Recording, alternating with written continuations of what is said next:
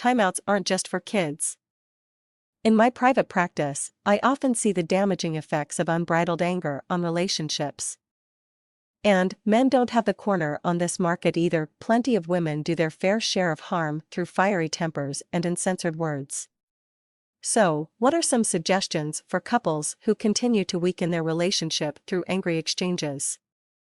For me, communication is always a step towards healing, but communication can only be effective if it's cradled within a safe and respectful environment. And, when people are having trouble controlling their language and behaviors while angry, this is not the time to try and communicate. Instead, this is the perfect opportunity to implement a timeout. Timeout? Yeah, they're not just the things you give kids when they're acting out. And it's not something you give your significant other, either. Ideally, the person who is too heated up and angry will give it to him or herself. This is not an avoidance of communication, but instead a cooling off period where both parties can calm, ground and center themselves, thinking of ways to communicate their upset and concern in a more respectful and controlled manner. It helps the angered person feel more control over his or her temper and helps the other partner feel safer in the midst of a growing disagreement. Ultimately, timeouts can lead to greater trust, respect, and communication for a couple. So what do you do in a timeout? A timeout has three central components, which ideally will be initiated by the partner who is angered and concerned about his or her temper, words, or behavior. 1. Tell your partner you need to take a timeout. Point 2. Tell your partner approximately when you'll return. Point 3. Assure your partner you will continue the discussion when you return or shortly thereafter. Have the discussion together about what a timeout is and how you will use it before an argument ensues, so there will be an expectation and understanding when it's needed. Trying to negotiate the rules of a timeout while in an argument will most likely be unsuccessful. If you feel a disagreement is digressing into hurtful and unproductive dialogue and you're having trouble shutting it off, this is the time to initiate a timeout. I recommend the person having trouble with anger become more acquainted with the red flags and warning signs of their anger so they can be more in control and use a timeout effectively before damage is done to the relationship. It's true that tempers can rise quickly, but there are always indicators a person can be aware of, such as physical tension, breathing, and heart rate.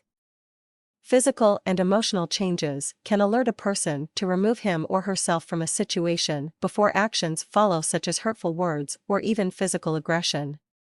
Being familiar with your warning signs can help you be more accountable and in control of your behavior. With this said, if you feel these warning signs present, simply tell your partner you need to take a timeout. At this point, the goal is to remove yourself from the environment. It may be another room in the house where you can be alone, a walk around a few blocks, a drive to somewhere you want to be. Make sure your anger won't lead to angry driving, or a jog. Anything you feel will help you cool off and stop relating to your partner from a place of anger. Crucial to this first step is that the other partner must respect the timeout. Disaster can occur if one partner calls for a timeout and the other tries to stop him or her or won't give space. Once a person lets their partner know they need a timeout, it's equally important to tell them approximately when you will return and that the conversation will be continued. This is important because the person not taking the timeout will be more tempted to try and stop their partner and interfere with the timeout if they feel they are being left or blown off. A timeout is not a tool for avoidance, but needed space for regrouping. People sometimes feel they won't have the opportunity to speak their part if the argument stops and will do everything they can to get their words in and point across. So assuring them you will return and finish the discussion helps them cope with their anxieties and insecurities about having to wait. When all three components are communicated by the person taking the timeout, the person who is angry can leave the environment for space and time. Be sure and implement the other two principles, returning and having the discussion again. If this cycle can be completed, both partners begin to build trust in the timeout process and it becomes easier and easier to utilize.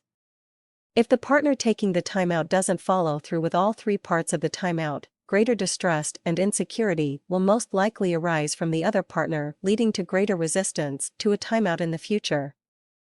A timeout is a process requiring both partners to participate and cooperate in, and although a bit awkward and challenging at first, will lead to a better relationship and the avoidance of destructive dialogue and behaviors.